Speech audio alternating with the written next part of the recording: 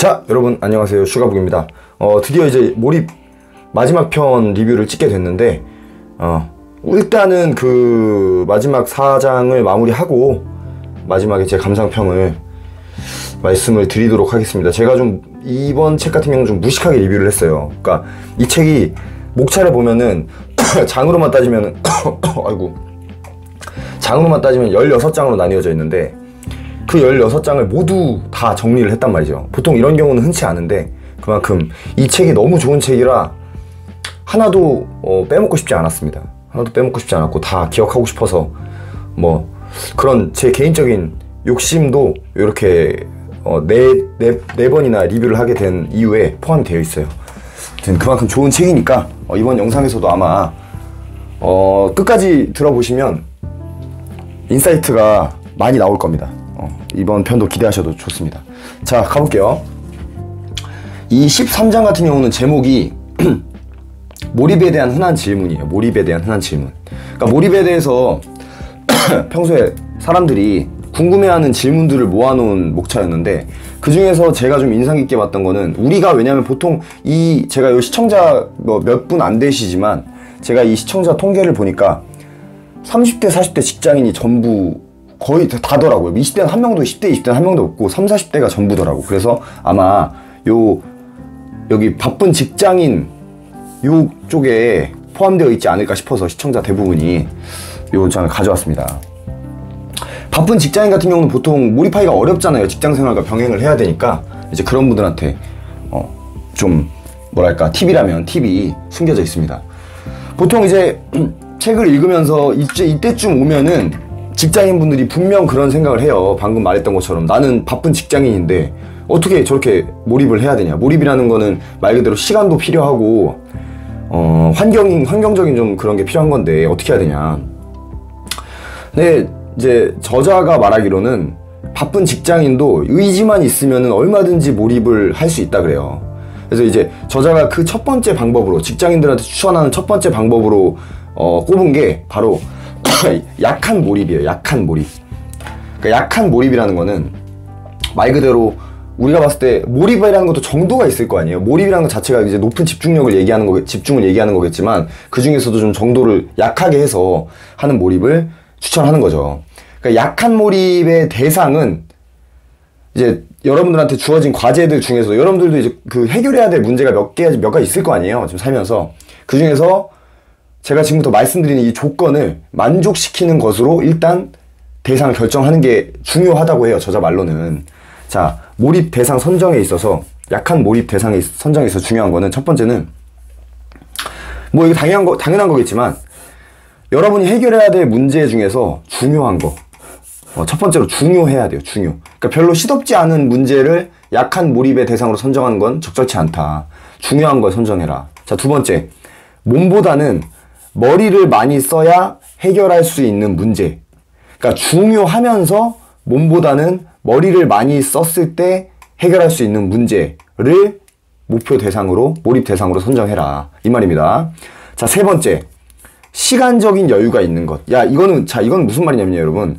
마감 기한이 짧지 않은 걸 얘기하는 거예요. 예를 들어서 지금 영상을 찍고 있는 시점 1월 초인데 1월 중순까지 해결해야 되는 일을 약한 몰입의 대상으로 선정하면 시간적 여유가 없는 거죠. 그러니까 이거는 저자가 추천하는 몰입 대상에서 벗어나게 되는 겁니다. 그래서 뭐 예를 들면은 올해 중순까지, 올해 6월까지 해결해야 할 일, 올해 말까지 해결해야 할 일 등 이렇게 시간적인 여유가 좀 있는 것으로 몰입 대상을 선정해야 된다 이 말이고, 마지막으로는 내 아이디어의 질에 따라서 성패가 갈릴 수 있는 것. 그러니까 다른 내가 무작정 열심히 해야지만 성공하고 열심히 안 하면 실패 이런 것보다는 내가 어떤 기발한 아이디어를 여기다가 투입하면 어쩌면 크게 성공할 수 있고 그렇지 않으면 실패할 수 있는 이런 어떤 내 아이디어의 질에 따라서 이 성패가 아예 정반대로 뒤바뀔 수 있을 정도의 그런 어떤 문제를 이 몰입 대상으로 선정하는 것이 좋다. 지금 이 말이에요. 그러니까 합치면 4개 정도 되거든요. 4개. 이 4개를 모두 충족하는 몰입 대상을 선정 후에 약한 몰입을 시작하는 겁니다. 직장인들은. 자, 만약에 이런 조건에 맞춰서 대상 A를 선정했다고 한번 쳐볼게요.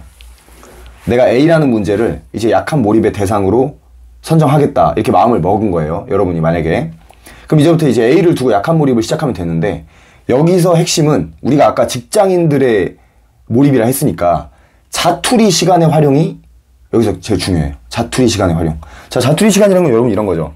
내가 출퇴근하면서 대중교통 안에서 보내는 시간, 또 점심 식사 이후에 뭐 남는 시간, 아니면 뭐 또 커피 마시는 시간 뭐 이런 거 있잖아요.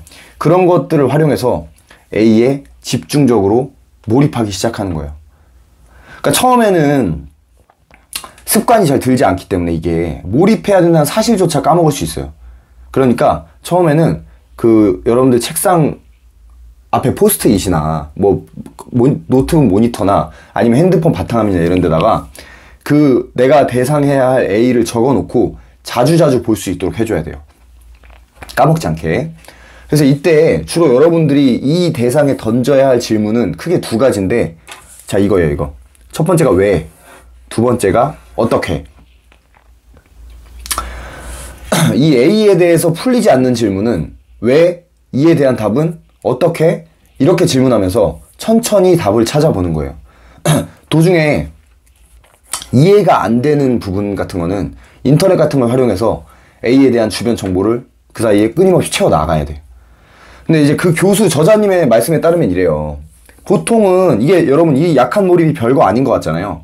근데 보통 이 방식에 돌입하고 나서 약 일주일 정도만 지나도 이 여러분이 처한 문제 A를 좀 더 구체적으로 파악할 수 있게 되고 새로운 아이디어가 튀어나오는 경험을 하게 된다 그래요. 근데 일주일이 아니라 한 달 정도 지나면 이 문제에 대한 어떤 해결책이 더 날카롭고 창의적인 해결책이 튀어나오기 시작하겠죠, 당연히. 근데 이제 한편 이 직장인이 여러분이 약한 몰입을 할 때 특별히 경계해야 할 부분이 있는데, 그게 뭐냐면 바로 조급함이에요, 조급함. 자, 조급함은 버려야 한다, 조급함. 그래서 아까 전에도 3번에서 시간적 여유가 있는 것으로 굳이 여기 조건에다가 달아놓은 게 이런 이유 때문일 수도 있어요. 예를 들어서 일주일이 딱 지났어요, A에 몰입하고 나서. 근데 별 진전이 없어. 근데 그렇다고 해서 포기하면 절대 안 돼요. 왜냐면은 여러분의 뇌가 아이디어를 숙성시킬 때까지는 충분한 여유를 두고 기다리면서 꾸준한 몰입으로 뇌를 도와야 돼요, 우리 자신이. 개인적으로 제 생각에는 약한 몰입에는 넉넉 잡아서 한 달 정도는 소요하는 게 무난하다는 생각이 들더라고요. 저자가 뭐 이렇게 말하진 않았는데. 그리고 이때 만약에 어떤 아이디어가 나올 수도 있잖아요. 아까 말했던 것처럼 일주일만 지나도 아이디어가 속속들이 생긴다고, 사고도 날카로워지고 아이디어도 떠오른다고 하니까, 그럴 때는 주변으로부터 아이디어에 대한 평가를 좀 받고 충분한 복기를 해주는 게 좋다라고 저자가 말하고 있어요. 네. 그래서 여러분들이 직장인이고 바빠서 내가 몰입을 하긴 좀 어려울 것 같다, 이런 생각이 든다면, 이런 걱정이 든다면 요 약한 몰입을 중심으로 해가지고 먼저 몰입에 발을 담궈보는 게 가장 현명한 실행의 해결책이 아닌가, 이런 생각이 듭니다. 한편 이제 마지막으로 이제 13장을 정리하면서 485페이지에 이런 글이 적혀 있어요. 약한 몰입이라도 반복해서 실천하면 의식의 통제 능력과 문제 해결이 향상되고 업무를 즐기는 능력도 올라간다. 저자가 가장 중요하게 생각했던 게 일을 즐기는, 그러니까 몰입하면, 내 일에 몰입하면 일을 즐기게 된다고 했는데, 일을 정말 즐기게 되면 먹고 살 걱정이 없어진다고 얘기를 했던 적이 있거든요. 근데 제가 이전 영상에서도 말씀드렸던 것처럼. 그래서 이 문장이 굉장히 좀 직장인들한테는 중요한 문구가 아닌가 싶어요. 다시 한번 읽어볼게요. 약한 몰입이라도 반복해서 실천하면 의식의 통제 능력과 문제 해결이 향상되고 업무를 즐기는 능력도 올라간다. 그러니까 약한 몰입 해라, 이런 말이겠죠. 이거는 이거 그냥 넘어가려는데 이것도 읽어봐야겠다. 여러분 요거 한번 읽어드릴게요. 이거 진짜 이것도 좋은 글이라 제가 캡처해놓은 것 같은데, 이 사람이 그 하버드대에서 이 글을 남긴 사람이 어떤 유명한 사람인데, 윌리엄 제임스 교수, 이 사람인가? 어쨌든 그런 사람인데, 이 사람이 남긴 글이에요. 아주 사소한 생각조차 영향을 미쳐서 뇌 구조를 바꾼다. 생각 하나하나가 뇌 구조를 쉬지 않고 바꾼다. 좋은 생각이든 나쁜 생각이든 뇌의 배선을 만든다. 같은 생각을 여러 번 반복하면 습관으로 굳어버린다. 성격도 생각하는 방향으로 바뀐다. 그러니 생각을 원하는 방향으로 바꾸고 그 상태를 단단히 유지해서 새로운 습관을 들여라. 그러면 뇌 구조가 거기에 맞게 변경될 것이다. 자, 이런 글이 있었습니다. 네, 다음으로는 14장입니다. 14장의 제목은 몰입 지도 사례예요. 말 그대로 저자가 자신의 제자들한테 이 몰입에 대한 지도를 단연간 해왔을 거 아니에요. 그 해왔던 사례 중에서 좀 인상 깊었던 사례들을 모아놓은 장인데, 그 중에서 저는 한 가지 사례만 좀 가져왔거든요. 책에는 이제 크게 4가지 사례가 나오는데요. 네, 아마 이제 유튜브까지 찾아와서 이 영상을 보고 있는 분들이라면은 제 생각에는 요 책에 나온 4가지 사례 중에 3번째 사례가 가장 도움이 될 거라고 생각해서 3번째 사례를 가져왔습니다. 저 또한 3번째 사례에 포함이 되는데, 3번째 사례의 주인공은 이 사람이에요, 이 사람. 이런 부류. 자, 실험만 열심히. 그러니까 우리 같은 경우에는 이런 거예요. 일만 열심히 하는데, 일은 열심히 해. 근데 생각은 안 하는 사람. 제가 약간 이런 성향이고, 대부분의 직장인들 중에서 이런 분들이 많잖아요. 그러니까 일은 야근도 하고 열심히 하는데 뭔가 성과가 잘 나오지 않는 그런 분들 계시죠. 그런 분들을 위한 좀 해결책이 될 수 있을 것 같아요. 그러니까 저자의 실험실에 옛날에 성실한 학생이 한 명 있었대요. 엄청 성실한 학생이었는데, 이 학생이 어느 정도였냐면 맨날 늦게까지 남아서 실험하고, 실험 결과물도 당연히 실험을 많이 하니까 가장 많이 내놓고, 그렇게 실험실에서 가장 열심히 일을 하는 학생이었대요. 근데 저자는 이 학생한테 늘 아쉬움이 있었다는 거야. 그게 왜 그러냐면, 저자가 볼 때 이 학생이 생각할 때는 자기가 너무 열심히 하고 열심히 살고 있다고 생각하겠지만, 저자가 봤을 때는 그냥 얘는 실험만 열심히 하는 학생일 뿐이지 충분히 생각하는 능력은 좀 부족해 보인다, 이런 생각이 들었기 때문이에요, 저자가 봤을 때는. 그래서 이제 그 황동규 교수가 넘어가듯이 생각에 대한 조언을, 그러니까 몰입에 대한 조언을 이 학생한테 해줬대, 한번. 근데 학생도 20년을 넘게 본인의 고집대로 살았는데 그게 그 말 한마디로 뭐 쉽게 고쳐지겠어요? 그래서 학생 의식을 바꾸는 게 쉽지 않더라는 거예요. 그러니까 그 학생은 분명히 노력하는 사람이었지만 여전히 생각과는 거리가 먼 노력을 하고 있었던 거예요. 그렇게 넘어가듯이 조언을 하고 시간이 금세 2년이 지나버렸어. 근데 2년이 지나도 이 학생이 변화가 없으니까 저자가 한 날에는 그 학생을 불러가지고 단호하게 지시를 내렸어요. 자, 뭐라고 지시를 내렸냐? 내가 지시할 때까지 앞으로는 실험 중단하고 생각만 해. 그리고 이제까지 얻은 실험 데이터의 의미가 무엇인지 생각하고, 관련 문헌을 읽고 생각하고, 또 앞으로 어떤 실험을 해야 좋을지 생각해. 이렇게 지시를 내리게 된 거예요. 이거 뭐예요? 실험 멈추고 생각만 해, 이렇게 한 거예요. 한 왕성하게 실험만 하는 아이한테 너 이제부터 실험 멈추고 생각만 해. 그러니까 그 학생이 이제 그 얘기를 듣고 하는 수 없이 저자의 말에 따르긴 따랐는데, 교수님이니까 따르긴 따랐는데 생전 처음 행하는 행동 양식일 거 아니에요, 이 학생한테는. 그러니까 일주일 동안은 나중에 이 학생한테 물어보니까 엄청 스트레스를 많이 받았대. 그래서 아무리 생각해도 당연히 처음이니까 특별한 것이 떠오르지 않았다는 거예요. 일주일 생각해도. 그러니까 속절없이 시간은 계속 가는데 생각은 안 떠오르고 저자는 생각만 하라고 하고, 그러니까 이 교수가 원망스러워지기 시작했다는 거야, 제자 입장에서, 이 학생 입장에서. 그래서 학생이 속으로 이런 생각을 했대요. 아니, 나는 원래 이렇게 몸으로 뛰고 실험하는 게 적성에 맞는 사람인데 교수님은 나에 대해서 잘 모르는 것 같다. 아, 이거 내가 몰래라도 실험을 해야 되나? 이런 생각까지 했다는 거야. 이런 와중에 일주일이 지나고 열흘이 지나니까 작은 아이디어가 하나 떠오르더래, 학생 머릿속에서. 근데 이게 끝이 아니고 이후로 다른 아이디어들도 줄지어서 꼬리에 꼬리를 물고 갑자기 막 터져 나오기 시작하더라는 거예요. 그래서 학생이 이 경험을 하고 충격을 받았다는 거야. 왜냐면은 그러한 경험이 생각이 자기 머릿속에서 생각이 꼬리에 꼬리를 물고 계속 이렇게 아이디어가 튀어나오는 거는 본인이 처음 경험한 일이니까. 그래서 이 일이 있고 나서 학생이 그 생각을 밝혔는데 어떤 생각이냐면 이렇게 밝혔어요.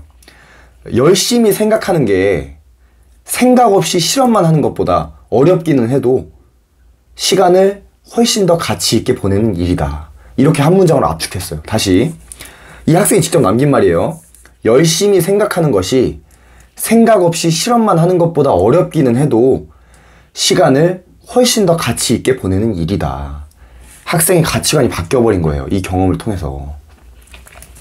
자, 그러니까 우리도 한번 반성해 봐야 될 부분이 있는 게 내가 너무 무작정 맡은 일만 주구장창 닥치는 대로 해오고 있었던 게 아닌가?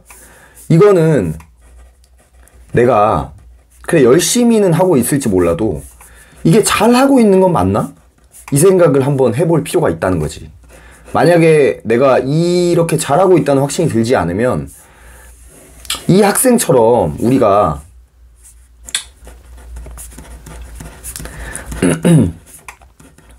생각하는 시간을 가져야 할 때가 온 건지도 몰라요. 네, 그러니까 우리도 이런 부분을 좀 기억해 뒀다가 한 번쯤은 좀 이런 경험을 좀 해봐야 되지 않을까. 이거는 높은 확률로 근데 바람직한 행위일 확률이 굉장히 높아요. 왜냐하면 저자가 이미 본인의 경험이나 타인의 경험까지 경험이나 뇌과학적 실험까지 모두 끝낸 얘기들이거든요. 이거는 사실 이 몰입이라는 거는. 그래서 우리가 그냥 자체적으로 생각하는 그런 그런 것보다는 훨씬 더 성공 확률이 높은 어떤 방향이라고 볼 수 있죠. 자, 그렇습니다. 자, 이제 2장 남았는데 15장 같은 경우는 제목이 이 몰입과 엔트로피라는 제목을 가지고 있어요. 제가 이 장을 참 넣는데 고민을 많이 했습니다. 왜냐하면 뇌과학적인 얘기들이 너무 많이 나오고 이 장이 좀 어려워. 그래서 엔트로피라는 개념 자체도 어렵고 그래서 굳이 써봐야 사람들 읽는 사람들 영상 보는 사람들 짜증만 나고 재미없겠다 싶어서 이거를 안 쓰려다가 16장 나머지 16개는 다 썼는데 이거 하나 빼먹으면 되게 웃기잖아요. 그래서 그냥 이것도 제목 그대로 순수하게 넣었습니다. 제가 최대한 제가 아는 선에서 쉽게 설명을 적었으니까 요걸 한번 같이 좀 알아보도록 할게요. 상식도 기를 겸. 자, 그러니까 엔트로피라는 건 뭐냐면 얘를 좀 봐야 되거든요. 얘를. 그러니까 특별한 일이 없으면요, 여러분. 냄비에 담긴 냄비에서 물이 끓고 있다고 생각해봐요. 근데 내가 특별한 일이 없으면 가스레인지 불을 끄면 자연 상태로 돌아가는 거잖아요. 가스레인지는 내가 인위적으로 에너지를 투입한 거고. 보통 특별한 일이 없으면은 가스레인지 끄는 순간 냄비에 담긴 끓는 물의 온도는 반드시 내려가게 돼 있죠. 그러니까 그 끓는 물의 온도가 갑자기 더 올라가거나 그러지는 않잖아. 유지되거나 그러진 않죠. 무조건 내려가는 쪽을 선택하죠, 자연은. 자, 폭포 위에 물이 있어요. 이 물은 반드시 어디로만 떨어져요? 아래로만 떨어지죠. 이 폭포수에서 떨어진 물이 갑자기 위로 솟을 수 있어요? 자기 혼자서? 그런 건 없죠. 무조건 아래로만 떨어지잖아. 자, 내가 석유를 썼어요. 그게 석유가 이게 자동차 그 배기구에서 이렇게 연기가 돼서 증발했어. 자, 얘 다시 석유로 쓸 수 있어요? 이렇게 형태가, 이 액체가 이 석유 에너지 써가지고 형태가 바뀌었어요. 연기로, 기체로. 이거 다시 석유로 쓸 수 있냐고요? 쓸 수 없죠. 자, 이처럼 자연물질의 변화가 늘 확률이 더 높은 방향으로만 일어나는 현상. 또 혹은, 자, 이 석유처럼 물질이 한번 변형되면, 이거 물질이 변형된 거잖아, 이거. 변형되면 다시 원래대로 돌아갈 수 없는 현상을 두고, 이걸 엔트로피라고 하는 거예요, 엔트로피라고. 이런 걸 엔트로피라 그래. 자, 그리고 확률이 더 높은 방향으로 나아가는 만큼, 예를 들면, 자, 봐봐요. 자, 이 물이 일로 떨어질 확률, 일로 솟을 확률, 당연히 일로 떨어질 확률이 압도적으로 높죠. 자, 일로 이렇게 떨어져. 자, 석유를 다시 쓸 수 있는 확률, 아니면 못 쓰는 확률 훨씬 크죠. 자, 이렇게 확률이 더 높은 방향으로 나아가는 만큼 우리가 뭐라고 표현하냐면 엔트로피가 증가한다라고 표현해. 엔트로피가 증가한다. 그러니까 거대한 자연 시스템은 큰 틀에서 볼 때는 여러분 예외 없이 엔트로피가 점점 더 증가하는 방향으로만 흘러가요.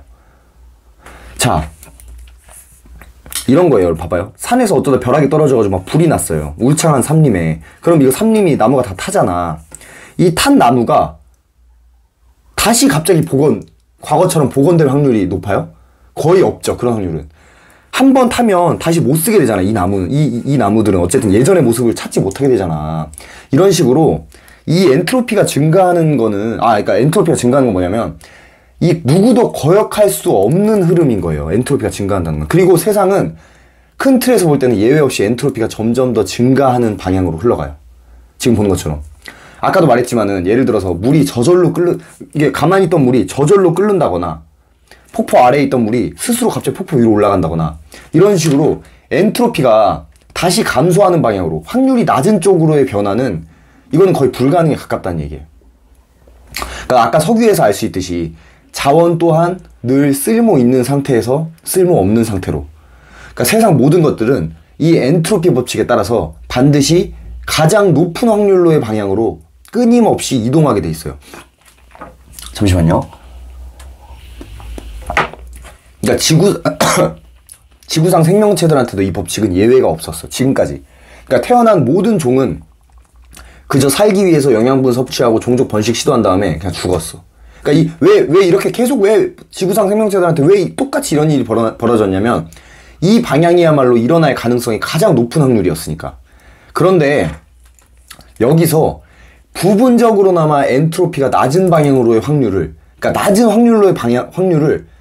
확률로의 방향으로 가는 그런 확률을 구현해낸 특이한 종이 있었는데, 그게 바로 인간이에요. 그러니까 지구 역사에서 모든 종은 태어난 후 그저 생존을 위해서 살다가 죽게 됐는데, 이것이야말로 확률이 가장 높은 쪽으로의 자연스러운 흐름이라고 볼 수 있다고 방금 얘기했잖아요. 근데 우연히도 어떤 그러니까 인간이 기록을 남기고, 어떻게 하다 보니까 정보를 교환하고 서로 급기야 문명을 꽃피우게 된 거야. 그러니까 여러분 생각해봐요. 갑자기 우연히 맨날 원래 살다가 그냥 막 생각 없이 살다가 생존을 위해 살다 죽고 생존을 위해 살다 죽고, 맨날 이런 게 원래 일상적인 지구의 역사였는데, 우주의 역사였는데, 갑자기 어떤 돌연변이 같은 놈들이 나타나가지고 지들끼리 더 오래 살아보겠다고 막 정보를 교환하고, 지들끼리 막 종이 같은 데다 기록을 써가지고 후대에 남기고, 그리고 원래 자연을 변경하고 그런 게 별로 없었는데, 모든 종이 얘네는 자연 전체를 뒤흔들어가지고 문명을 개척해버렸잖아. 그러니까 이게 사실 생각해보면 이렇게 될 확률이 얼마나 낮은 확률인지를 생각해본다면은, 인류가 엔트로피에 얼마나 멋지게 저항해왔는지를 우리가 느낄 수 있어요.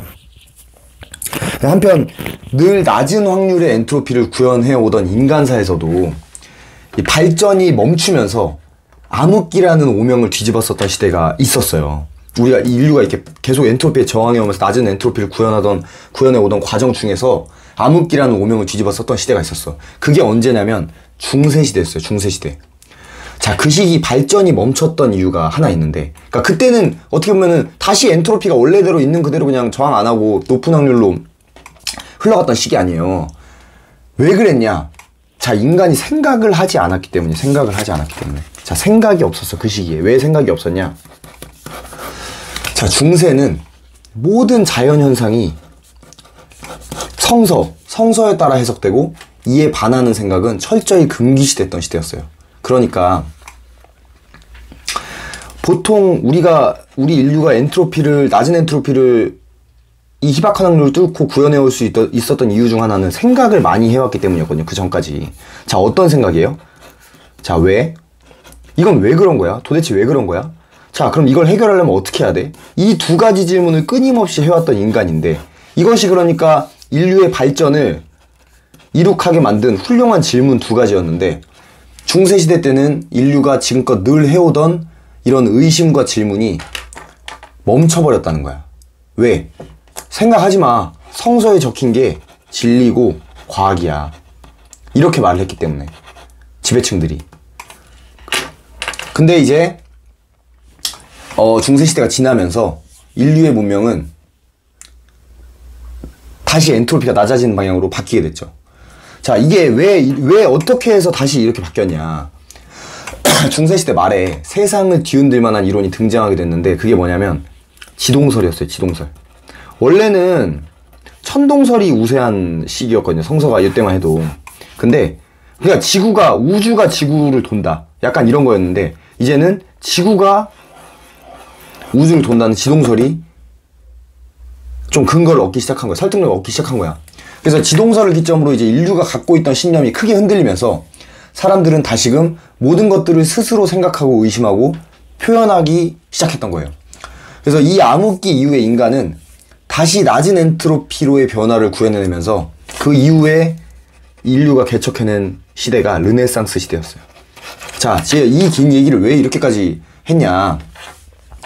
이게 역사적으로 진행된 실험이에요. 사실 지금 생각해보면 다시는 이런 실험 못해. 그러니까 역사가 자연스럽게 진행했던 실험이거든요, 이게. 이게 우리한테 되게 큰 교훈을 준다는 거예요. 뭐냐면, 우리가 생각을 안 하잖아요? 생각을 안 하면 그저 흘러가는 대로 자연 법칙에 따라 살게 돼.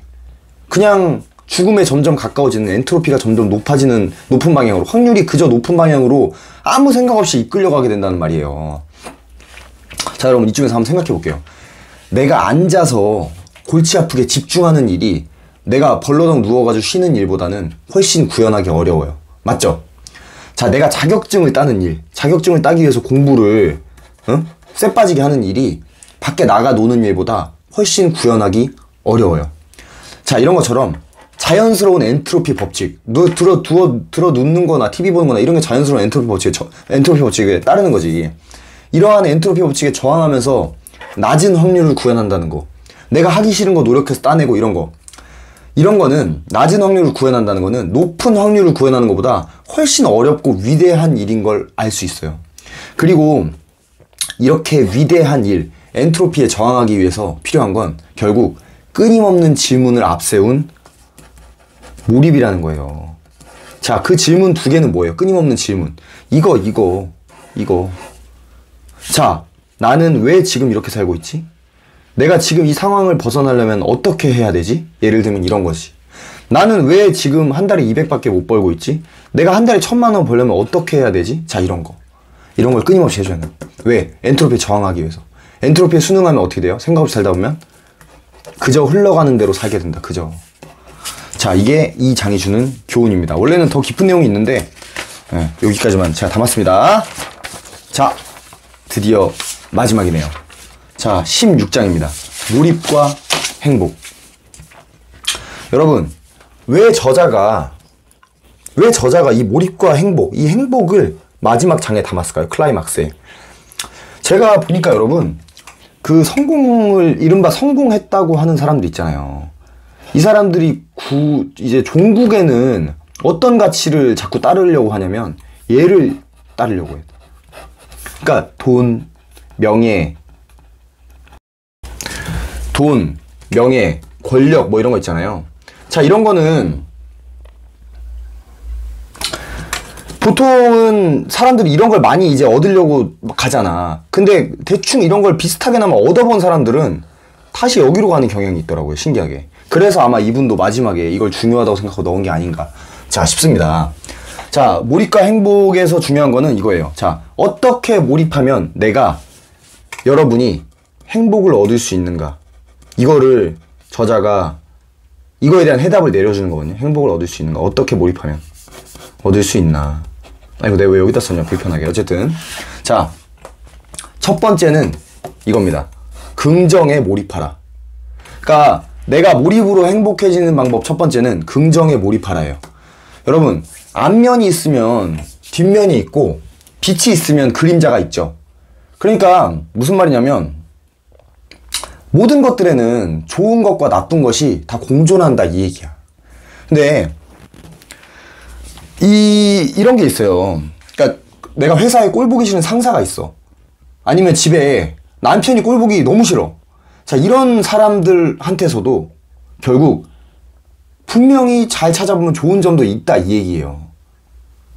자, 근데 내가 이 상사가 꼴 보기 싫어, 남편이 꼴 보기 싫어 할 때 이 감정은 결국 내가 그의 나쁜 면에 몰입했기 때문에 그런 감정이 드는 걸 거 아니에요. 그래서 이 사람이 얘기하는 거는 굳이 나쁜 쪽에 몰입하기보다는 이 좋은 쪽에, 긍정적인 쪽에 몰입을 해라. 왜? 모든 대상에는 양면이 있기 때문에 이왕이면 좋은 쪽에다가 몰입을 해라. 이 말을 지금 하고 있는 거예요. 자, 이제 둘 중 어떤 면에 몰입할 것인지 결정하는 거는 이제 오로지 우리의 몫이겠죠. 다만 확실한 사실 하나는 알아야 되는데, 지금까지 제가 이렇게 간접적으로 얘기를 했지만은 결국은요, 여러분. 긍정적인 면에 몰입해야 더 행복한 삶을 살 수 있다는 거예요. 이게 중요한 거예요. 우리가, 다른 사람 말고 우리가 긍정적인 면에 몰입해야지만 우리가 더 행복한 삶을 살 수 있다는 말이에요, 이게. 자, 이쪽에서 여기 책에 한 부부의 사례가 나오거든요. 제가 그거를 한번 좀 말씀을 드릴게요.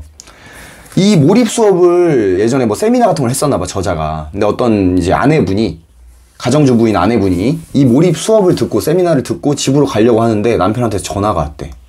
남편이 전화가 오더니 화를 내는 거야. 도대체 어디야 지금? 화를 팍 내는 거야, 남편이. 원래라면은 이게 심한 말다툼으로 이어졌어야 할 상황이래요. 왜냐면은 내가 세미나 듣고 간다고 뻔히 얘기를 했는데 남편이 화를 내니까. 근데 아내가 이제 몰입에 대해서 배운 게 있으니까 긍정적인 면에 몰입하라는 그 저자의 뭐 그런 조언이 있었겠죠. 그러니까 평소랑은 다르게 지하철로 이제 집에 가면서 슬로우 싱킹을 진행하면서 남편의 긍정적인 면에 몰입을 하기 시작했대요. 지하철 안에서. 그러다 보니까 이런 생각이 들더래. 야, 남편이 아이들을 혼자 돌보느라 얼마나 힘이 들었으면은 내 수업이 늦게 끝난다는 사실도 까먹고 저렇게 화를 냈을까. 그러니까 생각이 여기까지 미치니까 자기가 이제 수업을 들을 수 있도록 시간을 배려해준 남편이 그저 고맙고 사랑스럽게 느껴지기까지 했더라는 거야, 이 아내가.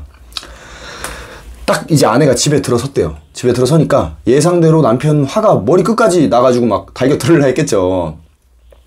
근데 아내는 이미 이제 슬로우 싱킹을 마쳤으니까 남편한테 진심 어린 마음으로 이렇게 말을 한 거야. 아이들 돌보느라 너무 힘들지 않았냐고. 아이들 돌봐줘서 내가 감사하다. 이렇게 말을 한 거야.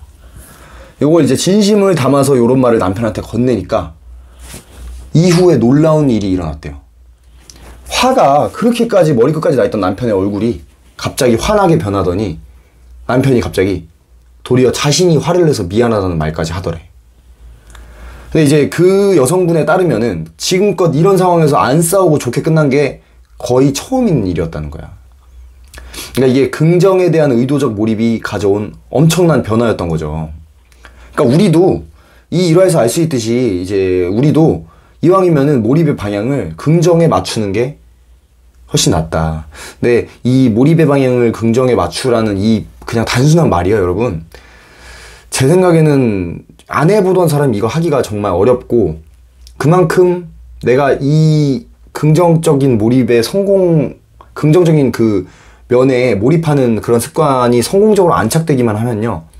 제 생각엔 그다음부터 인생이 술술 풀릴 것 같다는 생각이 들어. 근데 저도 어려워요. 사실 고백하건데 저는 이것까진 깨달았어. 이게 사기급 기술이다라는 것까진 깨달았어요. 그러니까 뭐 만약 그러니까 뭐 그냥 뭐 좋다 이렇게 생각하면 행복하잖아. 죄송해요. 그 정도의 임팩트가 아니에요. 이 기술은. 이거는 다른 나한테 엮여있던 모든 문제를 슬기롭게 풀어낼 수 있는 어떤 그런 필살기 같은 거기 때문에 이렇게 할 수만 있다면 이렇게 하는 게 훨씬 좋아요. 이렇게 생각하는 게. 자, 이 작은 전환이 어떻게 보면 되게 작은 전환이라고도 볼 수 있잖아요. 그렇지만은 이게 여러분들 인생에 저의 인생에도 이제 큰 영향을 끼칠 수 있으니까 같이 한번 요 긍정적 면에 몰입하는 것에 좀 초점을 맞추고 앞으로 살아가면 좋지 않을까 하는 생각이 듭니다. 자, 첫 번째 긍정에 몰입하라 했어요. 자, 두 번째는 규칙적으로 운동하라인데 그러니까 운동에 몰입하라는 거지. 그러니까 몰입과 행복에 있어서 첫 번째는 긍정에 몰입하고 두 번째는 운동에 몰입하라는 건데 사실 이 규칙적 운동과 행복의 상관관계 같은 거는 제가 예전에 블로그를 통해서 너무 많이 반복해왔던 얘기예요. 왜 제가 반복한 게 아니죠. 너무 많은 저자들이 그 얘기를 하니까. 그래서 그 책에도 비슷하게 실려 있더라고요. 그래서 이 파트에 대한 의견은 제가 이제 다 마무리를 해야 되는데 그때 좀 자세히 좀 정리를 좀 하도록 하겠습니다. 자, 이렇게 어쨌든 16장까지 책이 끝났어요. 자, 근데 제가 좀 책을 읽고 나서 16장까지 읽고 나서 재밌었던 거는 이 공통점이었어요. 공통점. 여기 제가 적었나? 여기 있구나. 자, 공통점인데 행복하게 사는 방법은 무엇인가? 자, 이 행복하게 사는 방법은 무엇인가에 대해서 여러 이제 학자들이 연구를 많이 했을 거 아니에요. 근데 제가 예전에 리뷰를 했던 그 회복 탄력성 저자 김주환 교수, 그리고 이번에 그 몰입 쓰신 저자님 황동문 교수님. 자, 이들한테 공통점이 있어요. 뭐냐면은 이 교수님 둘의 공통점은 뭐냐면 바로 각자의 영역에서, 영역은 달라, 전혀 다르지만 각자의 영역에서 행복해지는 방법, 내가 행복하게 사는 방법을 찾아내기 위해서 자신의 인생 전체를 쏟아왔다는 점이에요. 그러니까 두 분 다 다른 영역에서 같은 주제를 놓고 치열하게 삶을 갈아 넣은 사람들인 거지. 그러니까 지난 수십 년간 이 김주환 교수 같은 경우, 자, 본인의 경험과 뇌과학 연구를 바탕으로 이 김주환 교수님 같은 경우는 자신의 책 마지막에 행복해질 수 있는 방법을 크게 두 가지로 정리했어요. 그러니까 내가 수십 년간 경험했고 또 내가 연구했다, 자료를 모았다, 그러고 나니까 내 연구의 끝은 이 두 가지로 정리되더라, 이거예요. 자, 김주환 교수가 내놓은 행복해지기 위한 비법 두 가지는 이거예요. 자, 첫 번째, 자, 감사일기 쓰기. 감사일기 쓰기는 하루에 감사했던 일 5가지를 생각해가지고 종이에 적고 자는 게 끝이야. 하루에 감사했던 일 5가지, 뭐 때문에 감사했습니다, 뭐 때문에 감사했습니다, 5개 쓰고 자는 거야. 끝. 자, 감사일기 쓰기. 두 번째, 규칙적 운동. 규칙적 운동. 제대로 쓸까? 이왕이면? 자, 김주환 교수가 수십 년간의 연구를 거쳐서 내놓은 결론이 첫 번째, 감사일기. 두 번째, 규칙적 운동. 자, 근데 황농문 교수도 마지막 장에서 자신 평생의 경험과 연구를 종합해서 밝혀낸 몰입을 통해 행복한 인생을 살 수 있는 비결을 공개했잖아요. 근데 뭐였죠, 그게? 자, 첫 번째, 긍정적 면에 돌입하기. 돌입이란다. 긍정적 면에 몰입하기. 맞죠? 자, 두 번째가 뭐였죠? 규칙적 운동. 이게 되게 신기한 게, 여러분, 행복의 인생을 갈아넣은 최고의 전문가 둘이 내놓은 해답이 이렇게 충격적일 정도로 똑같아요. 2번은 토시 하나 틀리지 않으니까 이거 볼 것도 없죠. 말할 것도 없죠. 규칙적 운동 하래잖아. 똑같죠. 근데 1번 또한 결국은 이게 감사한 일 쓰기, 긍정적 면에 몰입하기, 이런 것 또한 어떻게 보면은 어떻게든 내 삶의 좋은 부분을 찾아내가지고 그 부분에 집중한다, 이 말이잖아요, 결국. 그러니까 그런 점에서 일치해, 사실은. 이거 글자만 다를 뿐이야. 그러니까 행복 전문가들이 공통적으로 내놓은 뇌과학적 결론에 사실은 이런 건 없어요. 우리가 뭐 끊임없이 추구하는 뭐 집이나 차나 돈이나 이런 거는 이게 없어. 그게 나 좀 신기해. 그러니까 우리 대부분이 평생 추구해온 이런 요소들은 좀 하나도 사실 포함되어 있지 않다는 사실이 좀 놀랍죠. 그러니까 그들이 결국은 반드시 행복해질 수 있는 필살기는 요게 다다. 요게 다다. 그러니까 우리도 긍정적으로 생각하면서 규칙적으로 내가 좋아하는 운동하자 하면서 살자. 이러면 행복해질 수 있다. 이런 결론을 내릴 수가 있어요. 그러니까 어쩌면은 행복으로 가는 길 있잖아요. 우리가 일 열심히 하고 승진하려고 하고 돈 벌려고 하고 집 살려고 하고 차 사려고 하는 게 다 원래 사실 일로 가려고 하는 거잖아. 근데 이 행복으로 가는 길이 그렇게 어렵지만은 않고 오히려 훨씬 단순하고 쉬운 길이 따로 나 있을지도 모른다는 생각이 들어요. 이들이 말하는 걸 보니까. 자, 그 시대 불문 사람들한테 요즘 사는 게 어떠냐고 물어보면 대부분 비슷한 답을 내놔요. 힘들다. 앞으로가 걱정이다. 경제가 어렵다. 스트레스가 많다. 근데 여러분, 시대 불문 행복한 사람들 또한 적은 수이긴 한데 분명히 존재했죠. 존재하고 있죠, 지금도. 그들의 공통점은 뭐냐면은 자신의 뇌에 새로운 배선을 전략적으로 깔아서 쉽게 행복에 도달한 사람들이라는 점이에요. 그러니까 이제 우리도, 여러분도, 나도 그들만의 비결에 주목해야 할 때가 온 게 아닌가 싶어요. 자, 이제 마지막 마무리를 하겠습니다. 자, 제가 몰입을 읽고 느꼈던 점을 블로그에 적어놓은 게 있는데, 제가 이 몰입을 오디오북으로 들은 시간만 계산을 해보니까, 계산이 아니라 거의 뜨거든요, 댓글 달면. 자, 30시간 이상 있더라고요. 30시간 이상. 제가 오디오북으로 책 몰입에 투자한 시간이 30시간 이상이에요. 저도 이 기록을 보고 깜짝 놀랐는데, 제가 그 다음에 종이책도 읽었단 말이죠. 한 2번 정도 읽은 것 같은데, 이 종이책을 읽은 시간까지 더하면 정말이지 그 엄청난 시간을 이 책에 쏟은 셈이죠. 자, 결론부터 말하자면은 이 책은 정말 투자한 시간이 전혀 아깝지 않은 책이다, 이렇게 말할 수 있습니다. 이걸로 끝나죠. 내가 이 글 쓰는 시간까지 합치면은 거의 뭐 60-70시간은 썼을 거야. 그치만 전혀 투자한 시간이 아깝지 않은 책이다, 이렇게 제가 정리를 할 수 있습니다, 이 한마디로. 자, 후회 없는 삶이란 무엇인가? 삶이란 무엇이고 죽음이란 무엇인가? 자, 이런 근원적 질문에 대한 답을 혹시 여러분도 고민하고 있다면은 꼭 시간을 내서 이 책을 읽어보셨으면 좋겠어요. 자, 마지막은 이제 저자에 대해서 제가 남긴 말입니다. 한 번뿐인 인생 후회 없이 살다 떠나고 싶었던 지난날 당신의 고뇌, 인생의 답을 찾기 위해 우울과 싸우며 필사적으로 발버둥 쳤던 당신의 시간들, 당신과 부모님이 맞았던 삶의 계절들, 우연히 만나게 된 인생의 전환점, 시행착오를 통해서 당신이 얻은 교훈들, 필사적으로 찾아다닌 뇌과학적 근거들, 교수님의 지난날 삶에 진심으로 깊은 존경과 감사를 보냅니다. 감사합니다. 진심으로 감사합니다. 자, 이렇게 여기 블로그 글은 마치게 되었습니다.